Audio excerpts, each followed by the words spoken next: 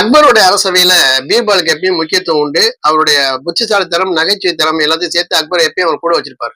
எப்பயுமே பெரிய ஆட்கள் வந்து நகைச்சுவை உள்ள ஆட்களை கூட வச்சிருப்பாங்க, அரசியல்வாதிகள் உட்பட. அப்படிங்கும்போது ஒரு மிகப்பெரிய விருந்து நடக்குது, நூற்றுக்கணக்கான பேர் சாப்பிடுறாங்க. அக்பர் வந்து பீர்பால் இங்க உட்காந்து சாப்பிடு அப்படிங்கிறாரு. அவரும் கூட உட்காந்து சாப்பிட்டுட்டு இருக்காரு. அருமையான விருந்து, மன்னர் விருந்து சொல்ல வேணாம். அருமையான விருந்து சாப்பிட்டு முடிச்சோன்னா விதவிதமான பழங்கள் வைக்கிறாங்க. அந்த பழங்களை சாப்பிட்டுட்டு இருக்கும்போது பேரிச்சம்பழம், உயர்ந்த ஜாதி பேரிச்சம்பழம், பாரசீகத்திலிருந்து கொண்டு வரப்பட்ட பேரிச்சம்பழத்தை வச்சு அவங்க சாப்பிடுறாங்க. பெரிய சைஸ் கருப்பா இருக்குது.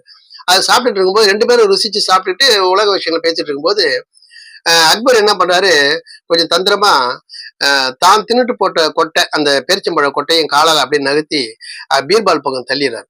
தள்ளிட்டு சரி எந்திரிக்கலாம் அப்படிங்கும்போது, பீர்பால் என்ன பேரிச்சம்பழம் நல்லா இருக்கு, ருசிச்சு சாப்பிட்டோம், அதுக்கு நீ இவ்வளவா சாப்பிடுறது, உடம்பு என்னத்துக்கு ஆகுறது, கொஞ்சம் கம்மியா சாப்பிடக்கூடாதா அப்படின்னு அக்பர் சொன்னோன்னே பீர்பால் குனிஞ்சு பாக்குறாரு. அக்பர் கிட்ட ஒரு கொட்டை கூட கிடையாது. ஆனா அவரு சாப்பிட்டாருன்னு கண்டுபிடிச்சிட்டாரு. உடனே அவர் சொன்னாரு, உண்மைதான் மன்னா, பேரிச்சம்பழம் ரொம்ப அதிகமா சாப்பிடக்கூடாது, உடம்புக்கு கெடுதல்.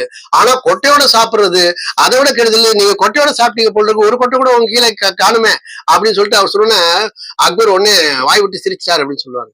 இந்த அளவுக்கு புத்திசாலிகள் எந்த நேரத்தையும் சமாளிப்பாங்க.